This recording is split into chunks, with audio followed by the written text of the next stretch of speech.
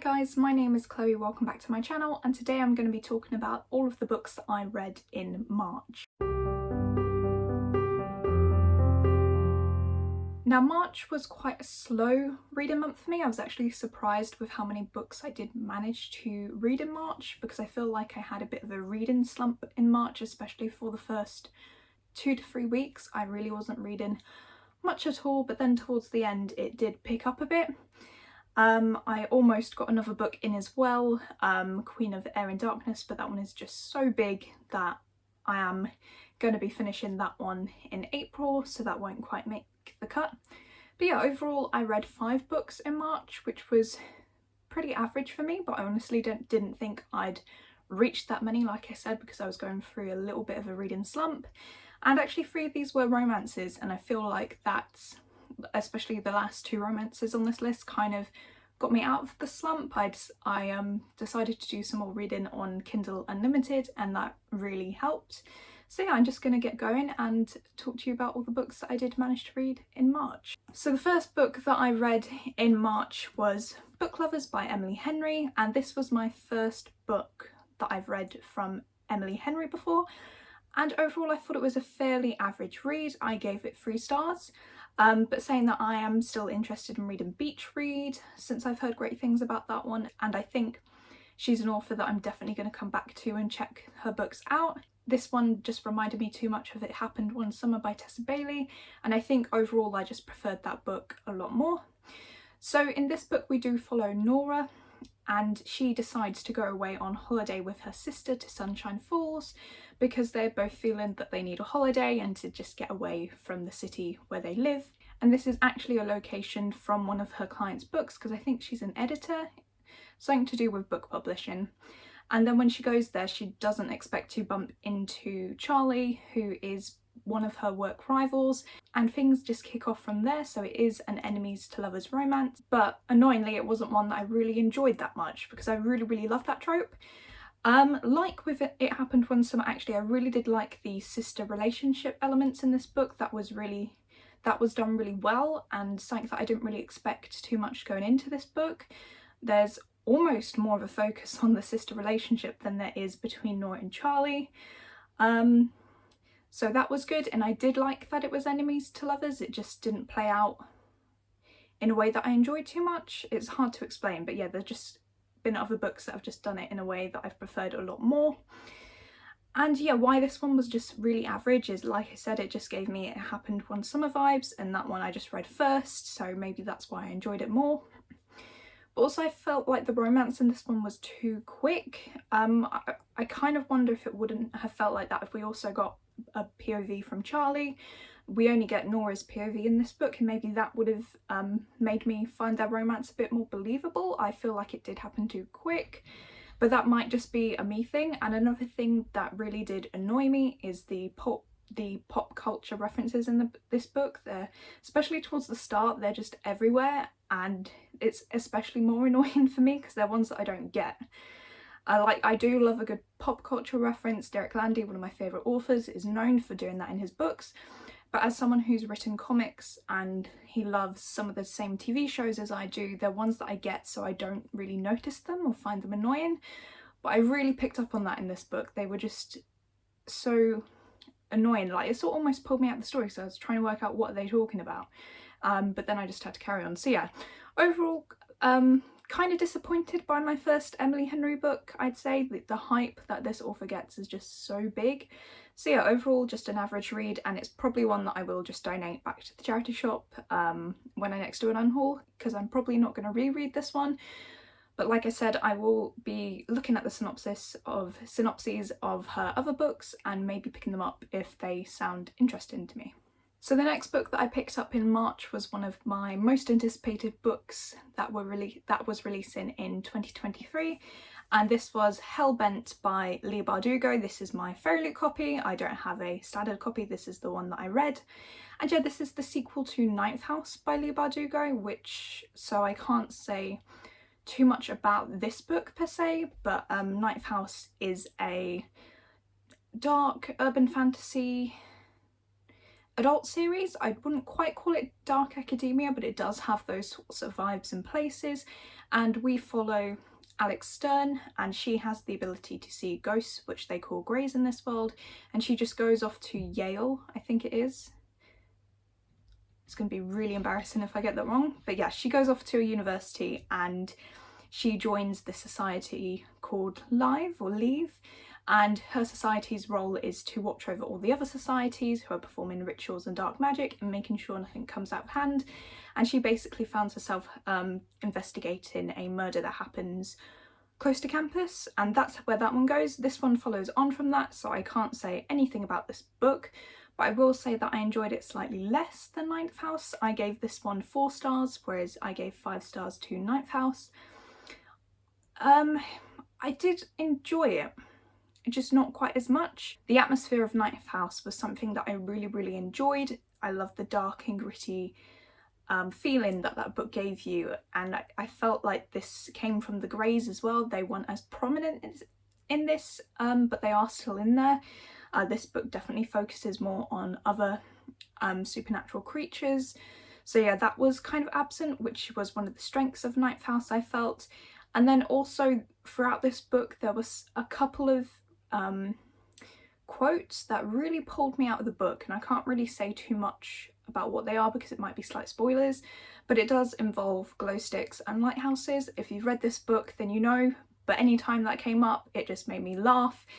And we weren't even in a funny scene, like it wasn't supposed to be humorous, it was supposed to be quite serious, I feel, but it just completely pulled me out of the book, and I had to like take a couple seconds to like rein myself in before I could continue reading, so I found that a little bit annoying. But yeah, things that I did like about this book, I really did like the character development that we got to see in this book from Alex and Darlington. I really liked the development those characters went through, and I liked that we got to see some returning characters get a bit more time on the page, so characters like Mercy and Trip, which I really enjoyed.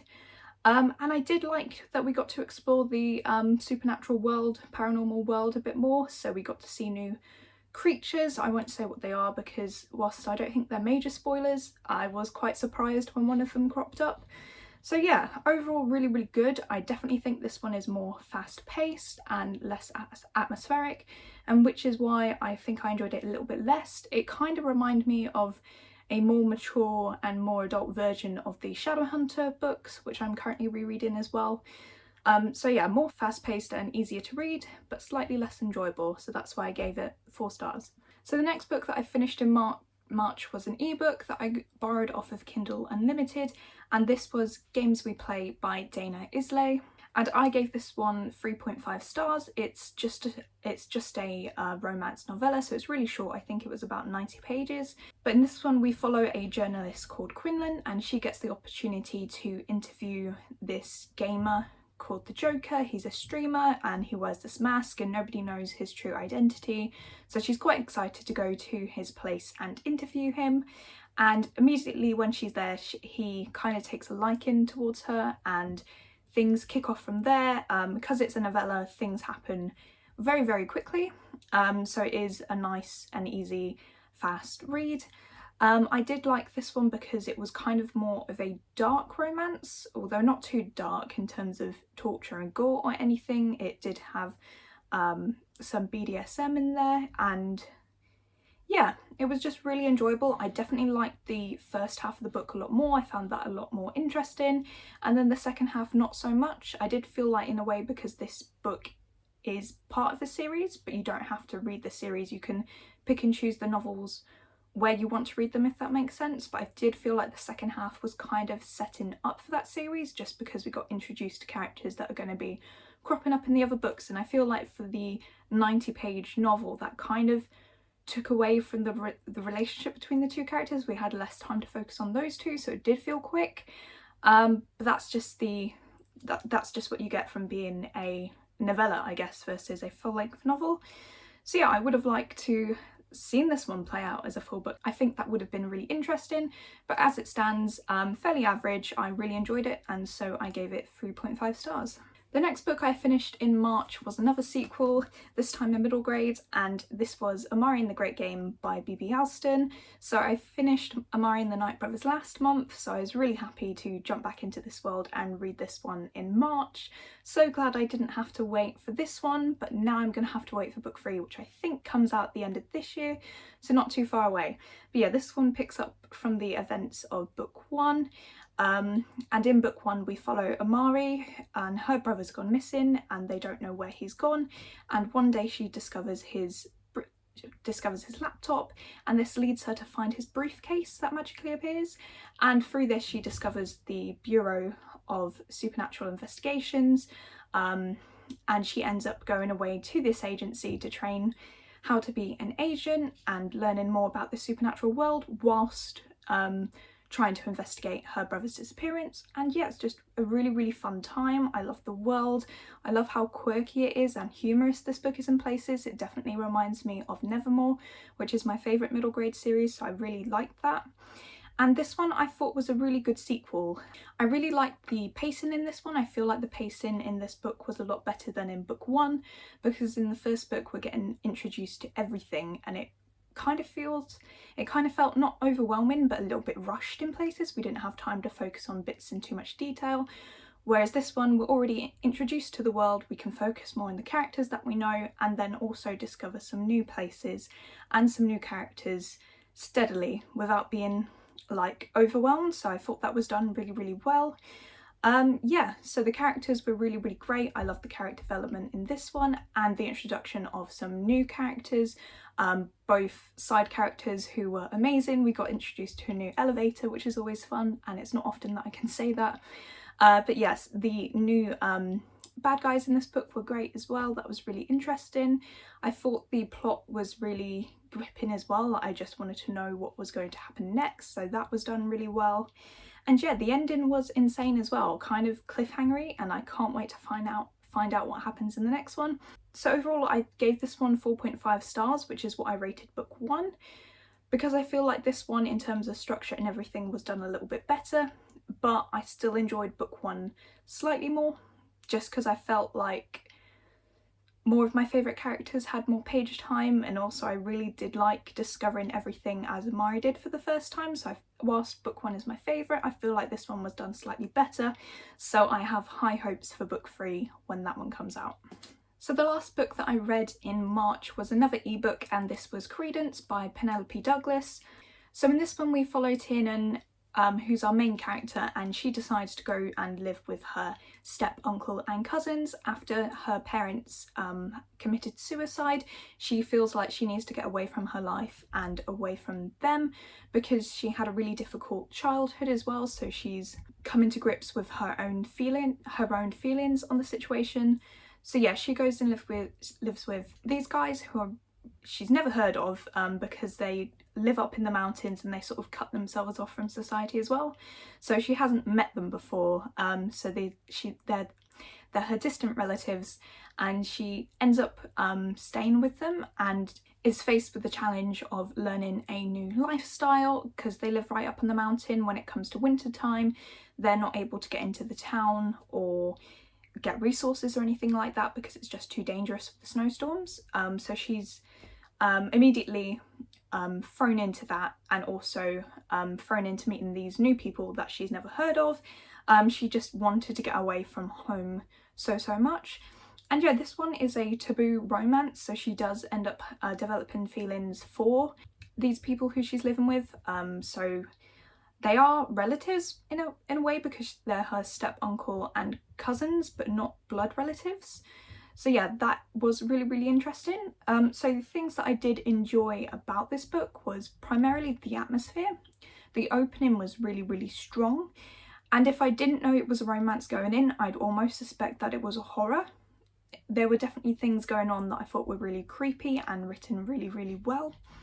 So yeah, this one, as I said, was kind of taboo because she ends up falling for her family in a way.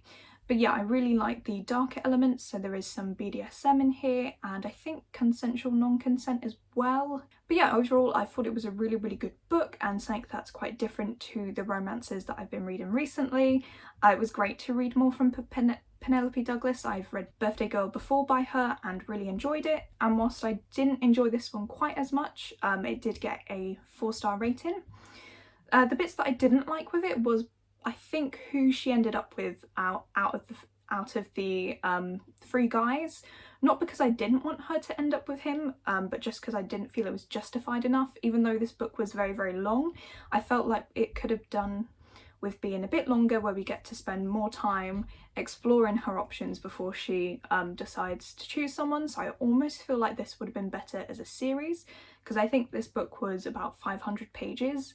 So I feel like maybe it could have been a duology or maybe a trilogy, and just breaking it down and just giving those characters more time, because I feel like all the characters were really well written. They all had their own sort of insecurities and trauma in a way, so that was really interesting to unpick, and I just would have liked to have gone into all of that in a little more detail. So yeah, that's why it got a 4 and not too much higher, but I can't wait to read more from Penelope Douglas in the future. So that was it. Those were all of the books that I managed to read in March.